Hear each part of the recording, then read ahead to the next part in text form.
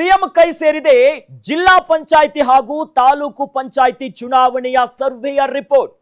ಚುನಾವಣೆಗೆ ಸಿದ್ಧತೆ ನಡೆಸುತ್ತಿರುವಂತಹ ರಾಜ್ಯದ ಚುನಾವಣಾ ಆಯೋಗ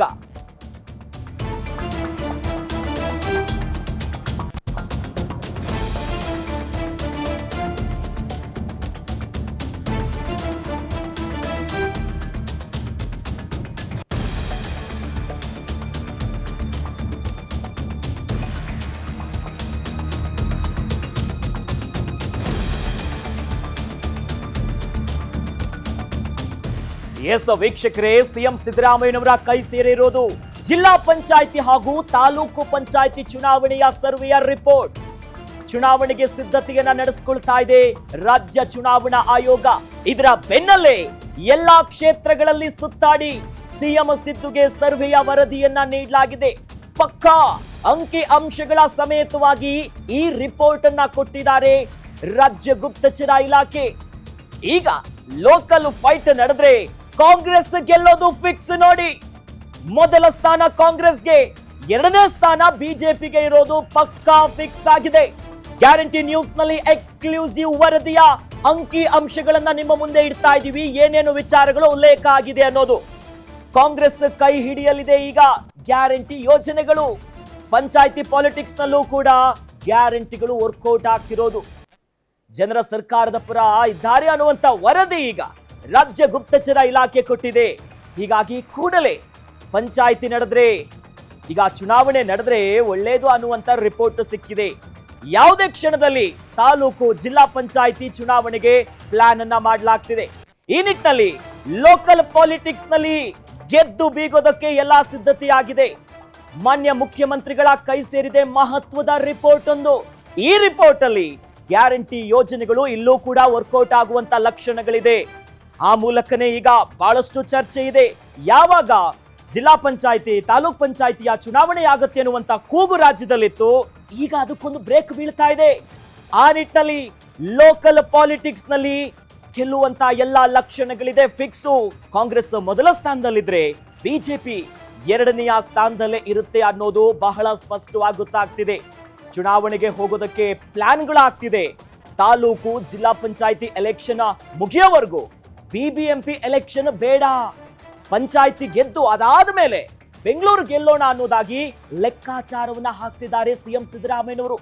ಆ ಬಗ್ಗೆನೇ ರಾಜ್ಯ ಗುಪ್ತಚರ ಇಲಾಖೆ ಈಗ ಮಹತ್ವದ ಸರ್ವೆ. ಏನೇನಾಗುತ್ತೆ, ಜನರ ನಾಡಿ ಮಿಡಿತ ಯಾವ ರೀತಿ ಆಗಿದೆ, ಹೇಗೆ ಗೆಲ್ಲಬಹುದು, ಗ್ಯಾರಂಟಿ ಯೋಜನೆಗಳು ವರ್ಕೌಟ್ ಆಯ್ತಾ ಇಲ್ವಾ, ಮತ್ತೊಂದು ಮಗದೊಂದು, ಹೀಗೆ ಹಲವು ಲೆಕ್ಕಾಚಾರವನ್ನ ಹಾಕಿ ಈಗ ಬಹಳ ಪ್ರಮುಖವಾಗಿರುವಂತ ಸರ್ವೆಯ ರಿಪೋರ್ಟ್ ಸಿಎಂ ಕೈ ಸೇರಿದೆ. ಅದ ವಿಚಾರವನ್ನೇ ಈಗ ಸದ್ಯ ಗ್ಯಾರಂಟಿ ನ್ಯೂಸ್ ಆ ಬಗ್ಗೆ ನಿಮ್ಗೆ complete pin to pin details ಅನ್ನ ನಿಮ್ಮ ಮುಂದೆ ಇಡ್ತಾ ಇದೆ. ಸೆಪ್ಟೆಂಬರ್ ತಿಂಗಳ ಒಳಗೆ ಪಂಚಾಯಿತಿ ಚುನಾವಣೆಯನ್ನ ಮುಗಿಸಿ ಅನ್ನೋದಾಗಿ ವರದಿಯಲ್ಲಿ ಹೇಳಲಾಗ್ತಿದೆ. ಈಗಾಗಲೇ ಹಲವು ದಿನಗಳಿಂದ ಈ ಬಗ್ಗೆ ವರದಿ ಇದೆ. ಯಾವಾಗ ನಡೆಯುತ್ತೆ, ಚುನಾವಣೆ ಆಗಬೇಕು ಅನ್ನುವಂತ ಕೂಗಿದೆ. ವಿಪಕ್ಷವೂ ಕೂಡ ಆದಷ್ಟು ಬೇಗ ಚುನಾವಣೆ ಮಾಡಿ, ಬಿಬಿಎಂಪಿ ಎಲೆಕ್ಷನ್ ಮಾಡಿ, ತಾಲೂಕು ಪಂಚಾಯತ್ ಜಿಲ್ಲಾ ಪಂಚಾಯತ್ ಚುನಾವಣೆ ಯಾವಾಗಂತ ಕೇಳ್ತಾ ಇದ್ರು. ಸದ್ಯ ಬೆಂಗಳೂರು ಚುನಾವಣೆ ನಡೆಸಲು ಪ್ಲಾನ್ ಮಾಡಿದ್ದಾರೆ ಕಾಂಗ್ರೆಸ್. ಯಾವಾಗ ಈ ಒಂದು ಸರ್ವೆಯ ರಿಪೋರ್ಟ್ ಸಿಎಂ ಸಿದ್ದರಾಮಯ್ಯನವರ ಕೈ ಸೇರ್ತು, ಆಗ ಒಂದು ಬಹಳ ಸ್ಪಷ್ಟವಾಗಿರುವಂತ ಲೆಕ್ಕಾಚಾರ ಸಿಕ್ಕಿದೆ. ಪಕ್ಕಾ ಅಂಕಿ ಅಂಶಗಳಿದು. ಹೋಗಿ ಜನರ ನಾಡಿ ಮಿಡಿತ ಏನಿದೆ, ಎಲ್ಲೆಲ್ಲಿ ಯಾವ್ಯಾವ ಅಂಶಗಳು ವರ್ಕೌಟ್ ಆಗಿದೆ ಅನ್ನುವಂತ ವಿಚಾರವನ್ನ ಅಳೆದು ತೂಗಿ ಲೆಕ್ಕಾಚಾರವನ್ನ ಹಾಕಿನೆ. ಲೋಕಲ್ ಫೈಟ್ ನಡೆದ್ರೆ ಯಾರು ಗೆಲ್ಲೋದು? ಕಾಂಗ್ರೆಸ್ ಗೆಲ್ಲೋದು ಸದ್ಯ ಸಿಎಂ ಸಿದ್ದರಾಮಯ್ಯನವರ ಕೈ ಸೇರಿರುವಂತಹ ರಿಪೋರ್ಟ್ ನಲ್ಲಿದೆ. ರಾಜ್ಯ ಗುಪ್ತಚರ ಇಲಾಖೆ ಕೊಟ್ಟಿರುವಂತಹ ರಿಪೋರ್ಟ್ ಇದು. ಮೊದಲ ಸ್ಥಾನ ಕಾಂಗ್ರೆಸ್ಗೆ, ಎರಡನೆಯ ಸ್ಥಾನ ಬಿಜೆಪಿಯ ಪರವಾಗಿ ಯಾವ್ಯಾವ ಅಭ್ಯರ್ಥಿಗಳಿರ್ತಾರಲ್ಲ ಇವ್ರಿಗೆ ಸಿಗುತ್ತೆ ಅನ್ನೋದು. ಅಂದ್ರೆ ಇಲ್ಲ ಬಹಳ ಪ್ರಮುಖವಾಗಿ ಗಮನಿಸಬೇಕಾಗಿರೋದು ಗ್ಯಾರಂಟಿಗಳು ವರ್ಕೌಟ್ ಆಗಿದೆ ಅನ್ನೋದು. ಈ ನಿಟ್ಟಿನಲ್ಲಿ ಈಗಾಗಲೇ ರಾಜ್ಯ ಚುನಾವಣಾ ಆಯೋಗ ಚುನಾವಣೆಯನ್ನ ನಡೆಸೋದಕ್ಕೆ ಜಿಲ್ಲಾ ಪಂಚಾಯಿತಿ ತಾಲೂಕ್ ಪಂಚಾಯಿತಿ ಸೇರಿ ಬಿಬಿಎಂಪಿಯ ಚುನಾವಣೆ ಬಹಳಷ್ಟು ಹಿಂದೆನೆ ಆಗಬೇಕಿತ್ತು. ಆದ್ರೆ ಹಲವು ಕಾರಣಗಳಿಂದ ಚುನಾವಣೆ ಮುನ್ನೂಡ್ತಾನೆ ಇತ್ತು. ಸದ್ಯ ಲೆಕ್ಕಾಚಾರಗಳ ಅಂಕಿ ಅಂಶಗಳ ಮಹತ್ವದ ಪ್ರಮುಖವಾಗಿರುವಂತ ರಿಪೋರ್ಟ್ ಈಗ ಮುಖ್ಯಮಂತ್ರಿಗಳ ಕೈ ಸೇರಿದೆ. ಈ ನಿಟ್ಟಿನಲ್ಲಿ ಮುಂದಿನ ಹೆಜ್ಜೆ ಯಾವ ರೀತಿಯಾಗಿ ಚುನಾವಣೆಗಳು ಸಾಗುತ್ತೆ, ಯಾವ್ಯಾವ ನಿರ್ಧಾರಕ್ಕೆ ಮುಂದಾಗ್ತಾರೆ ಅನ್ನುವಂತ ಒಂದು ಕುತೂಹಲ ಸಾಮಾನ್ಯವಾಗಿಯೇ ರಾಜ್ಯದ ಜನರಿಗೆ ಕಾಡ್ತಾ ಇದೆ. ಈ ನಿಟ್ಟಿನಲ್ಲೇ ಎಲ್ಲಾ ರೀತಿಯಾದಂಥ ಲೆಕ್ಕಾಚಾರ ಹಾಕಿ, ಅಂದ್ರೆ ಈ ತಾಲೂಕು ಪಂಚಾಯಿತಿ ಮತ್ತು ಜಿಲ್ಲಾ ಪಂಚಾಯಿತಿ ಎಲೆಕ್ಷನ್ ಮುಗಿಯೋವರೆಗೂ ಕೂಡ ಬಿಬಿಎಂಪಿಯ ಚುನಾವಣೆ ಬೇಡ, ಎಲೆಕ್ಷನ್ ಆಗೋದು ಬೇಡ ಅನ್ನುವಂಥ ಲೆಕ್ಕಾಚಾರ ಇದೆ. ಲೋಕಲ್ ಪಾಲಿಟಿಕ್ಸ್ನಲ್ಲಿ ಗೆಲ್ಲೋದಕ್ಕೆ ಹಲವು ಪ್ಲಾನ್ಗಳಾಗಿದೆ.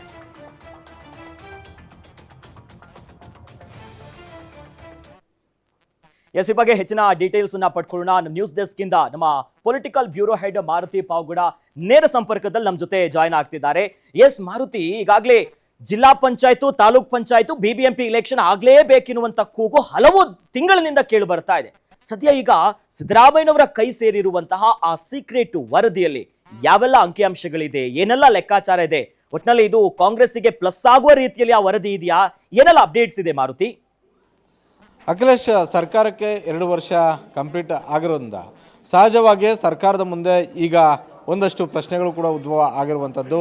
ನೀವು ಕೊಟ್ಟಿರುವಂತಹ ಗ್ಯಾರಂಟಿಗಳು ಎಷ್ಟು ಮಟ್ಟಿಗೆ ಜಾರಿಯಾಗಿದ್ದಾವೆ, ಎಷ್ಟು ಮಟ್ಟಿಗೆ ಯಶಸ್ವಿ ಆಗಿದ್ದಾವೆ, ಎಷ್ಟು ಮಟ್ಟಿಗೆ ಜನರು ಇದನ್ನು ಒಪ್ಕೊಂಡಿದ್ದಾರೆ ಅನ್ನುವಂಥದ್ದನ್ನು ಕಾಂಗ್ರೆಸ್ ಹೈಕಮಾಂಡು ಕೂಡ ಕೇಳ್ತಾ ಇದೆ. ಅದೇ ರೀತಿಯಾಗಿ ಜಿಲ್ಲಾ ಪಂಚಾಯತ್, ತಾಲೂಕ್ ಪಂಚಾಯತ್ ಸೇರಿದಂತೆ ಬಿಬಿಎಂಪಿ ಚುನಾವಣೆಗಳನ್ನು ಯಾಕೆ ಮಾಡ್ತಿಲ್ಲ ಅನ್ನುವಂಥ ಒಂದು ಪ್ರಶ್ನೆಗಳು ಕೂಡ ಉದ್ಭವ ಆಗಿದ್ದಾವೆ. ಭಾಳಷ್ಟು ದಿನಗಳ ಕಾಲ ಈ ಸ್ಥಳೀಯ ಸಂಸ್ಥೆಗಳ ಚುನಾವಣೆಗಳನ್ನು ಮುಂದೂಡೋದಕ್ಕೆ ಆಗೋದಿಲ್ಲ. ಈಗಾಗಲೇ ಬಿಬಿಎಂಪಿ ಚುನಾವಣೆ ಆಗದೆ ಸುಮಾರು 2 ವರ್ಷಗಳ ಕಳೆದೋಗಿದೆ. ತಾಲೂಕ್ ಪಂಚಾಯತ್ ಹಾಗೂ ಜಿಲ್ಲಾ ಪಂಚಾಯತ್ ಚುನಾವಣೆ ಕೂಡ ಮಾಡಲೇಬೇಕಾಗಿರುವಂಥ ಒಂದು ಅನಿವಾರ್ಯ ಪರಿಸ್ಥಿತಿಯಲ್ಲಿ ರಾಜ್ಯ ಸರ್ಕಾರ ಇದೆ. ಈ ಹಿನ್ನೆಲೆಯಲ್ಲಿ ಈ 3 ಚುನಾವಣೆಗಳನ್ನು ಮುಂದಿಟ್ಕೊಂಡು ಸರ್ಕಾರಕ್ಕೆ 2 ವರ್ಷ ಆಗ್ತಿರೋದ್ರಿಂದ ಮುಖ್ಯಮಂತ್ರಿ ಸಿದ್ದರಾಮಯ್ಯರು ಸ್ವತಃ ಅವರೇ ಗುಪ್ತಚರ ಇಲಾಖೆಗೆ ಕೇಳಿ 224 ವಿಧಾನಸಭಾ ಕ್ಷೇತ್ರದಲ್ಲಿ ಇವತ್ತಿನ ಪರಿಸ್ಥಿತಿ ಹೇಗಿದೆ ಅನ್ನುವಂಥ ವಿಚಾರಕ್ಕೆ ಸಂಬಂಧಪಟ್ಟಂತೆ ನನಗೆ ಸಂಪೂರ್ಣವಾದಂಥ ಒಂದು ಮಾಹಿತಿಯನ್ನು ಕೊಡಿ, 2 ವರ್ಷಗಳ ಸಾಧನೆಗೆ, 2 ವರ್ಷಗಳು ಆಡಳಿತಕ್ಕೆ ಜನರು ಯಾವ ರೀತಿಯಾಗಿ ರೆಸ್ಪಾನ್ಸ್ ಕೊಡ್ತಾ ಇದ್ದಾರೆ, ಜನರಿಗೆ ನಮ್ಮ ಸರ್ಕಾರದ ಆಡಳಿತ ಒಪ್ಪಿಗೆ ಆಗಿದೆಯಾ, ಏನೆಲ್ಲ ಬದಲಾವಣೆಗಳು ಆಗೋದಾದರೆ, ಇಲ್ಲ ನಾವು ಕೊಟ್ಟಂತಹ ಕಾರ್ಯಕ್ರಮಗಳಲ್ಲಿ ಯಾವುದು ಅವ್ರಿಗೆ ಇಷ್ಟ ಆಗಿದೆ, ಈಗ ಇರುವಂತಹ ಸಚಿವರಲ್ಲಿ ಯಾರು ಅವ್ರಿಗೆ ಇಷ್ಟವಾಗಿದ್ದಾರೆ, ಯಾರು ಅವ್ರಿಗೆ ಇಷ್ಟವಾಗಿಲ್ಲ, ನಾವು ಯಾವ ವಿಚಾರಗಳನ್ನು ತಿದ್ದುಕೊಳ್ಬೇಕು, ಎಲ್ಲ ಪ್ರಶ್ನೆಗಳನ್ನು ಕೂಡ ಜನರ ಮುಂದೆ ಇಟ್ಟಿರುವಂಥದ್ದು. ಗುಪ್ತಚರ ಇಲಾಖೆ ಕೊಟ್ಟಂತಹ ಒಂದು ರಿಪೋರ್ಟಲ್ಲಿ ಭಾಳಷ್ಟು ಸ್ಪಷ್ಟವಾಗಿ ಮುಖ್ಯಮಂತ್ರಿ ಸಿದ್ದರಾಮಯ್ಯ ಅವರಿಗೆ ಸುಮಾರು 60ಕ್ಕೂ ಹೆಚ್ಚು ಪುಟಗಳ ಒಂದು ರಿಪೋರ್ಟನ್ನು ಕೊಟ್ಟಿದ್ದಾರೆ ಅನ್ನುವಂಥ ಒಂದು ಮಾಹಿತಿ ಸಿಕ್ಕಿರುವಂಥದ್ದು. ಅದರಲ್ಲಿ ಬಹುತೇಕ ಈ ಸದ್ಯಕ್ಕೆ ಚುನಾವಣೆ ಮಾಡಿದ್ದೇ ಆದರೆ ತಾಲೂಕ್ ಪಂಚಾಯತ್ ಹಾಗೂ ಜಿಲ್ಲಾ ಪಂಚಾಯತ್ ಚುನಾವಣೆಯಲ್ಲಿ ಕಾಂಗ್ರೆಸ್ಗೆ ಯಾವುದೇ ಹಿನ್ನಡೆ ಆಗೋದಿಲ್ಲ, ಕಾಂಗ್ರೆಸ್ ದೊಡ್ಡ ಮಟ್ಟದ ಗೆಲುವನ್ನು ಸಾಧಿಸುತ್ತೆ ಅನ್ನುವಂಥ ಒಂದು ರಿಪೋರ್ಟ್ ಸಿದ್ದರಾಮಯ್ಯ ಅವರಿಗೆ ಸಿಕ್ಕಿದೆ ಅನ್ನುವಂಥ ಒಂದು ಮಾಹಿತಿ ಸಿಕ್ಕಿದೆ. ಯಾಕಂತ ಹೇಳಿದ್ರೆ ಹಲವು ಚುನಾವಣೆಗಳನ್ನು ನಾವು ನೋಡಿದಾಗ BJP ಅವರು ಅಧಿಕಾರದಲ್ಲಿದ್ದಾಗಲೂ ಕೂಡ ಹೆಚ್ಚು ಸ್ಥಾನಗಳನ್ನು ಕಾಂಗ್ರೆಸ್ ಗೆದ್ದಿರೋದನ್ನು ನಾವು ನೋಡಿದ್ದೀವಿ. ಆದರೆ ಈಗ ಕೇಳಿ ಒಂದು ಕಡೆ ಆಡಳಿತ ಪಕ್ಷವಾಗಿ ಕಾಂಗ್ರೆಸ್ ಇದೆ, ಮತ್ತೊಂದು ಕಡೆ ವಿಪಕ್ಷವಾಗಿ NDA ಅಂದರೆ BJP ಮತ್ತು JDS ಕಾಂಗ್ರೆಸ್ನ ಸರ್ಕಾರದ ವಿರುದ್ಧ ಹಲವು ಪ್ರತಿಭಟನೆಗಳನ್ನು ಮಾಡ್ತಾ ಇದ್ದಾವೆ. ಹೀಗಾಗಿ ಈಗ ಸದ್ಯದ ಟ್ರೆಂಡ್ ಹೇಗಿದೆ ಅನ್ನುವಂಥದ್ದನ್ನು ಸಿದ್ದರಾಮಯ್ಯ ಅವರು ಕೂಡ ಟೆಸ್ಟ್ ಮಾಡಿರುವಂಥದ್ದು.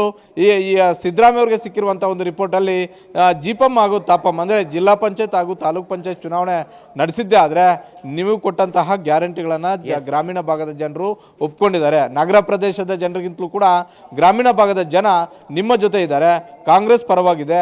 ಹೀಗಾಗಿ ಜಿಲ್ಲಾ ಪಂಚಾಯತ್ ಹಾಗೂ ತಾಲೂಕ್ ಪಂಚಾಯತ್ ಚುನಾವಣೆಗೆ ಹೋಗೋದಕ್ಕೆ ನಿಮಗೆ ಯಾವುದೇ ಸಮಸ್ಯೆಯೂ ಕೂಡ ಇಲ್ಲ, ಗ್ಯಾರಂಟಿಗಳನ್ನು ಗ್ರಾಮೀಣ ಭಾಗದಲ್ಲಿ ಹೆಚ್ಚು ಯಶಸ್ವಿ ಆಗಿದ್ದಾವೆ ಅನ್ನುವಂಥ ಒಂದು ರಿಪೋರ್ಟ್ ಮುಖ್ಯಮಂತ್ರಿ ಸಿದ್ದರಾಮಯ್ಯ ಅವರ ಕೈ ಸೇರಿದೆ.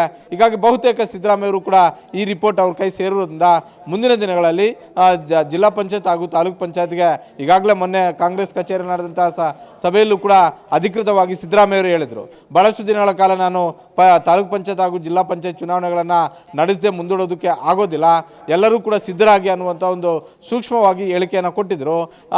ಈ ಬೆನ್ನಲ್ಲೇ ಈಗ ಸರ್ವೆ ರಿಪೋರ್ಟು ಕೂಡ ಕೈ ಸಿಕ್ಕಿರೋದ್ರಿಂದ ಬಹುತೇಕ ಯಾವುದೇ ಕ್ಷಣದಲ್ಲೂ ಕೂಡ ಈ ಜಿಪಂ ಹಾಗೂ ತಾಪಂ ಚುನಾವಣೆಗಳಾಗ್ಬೋದು.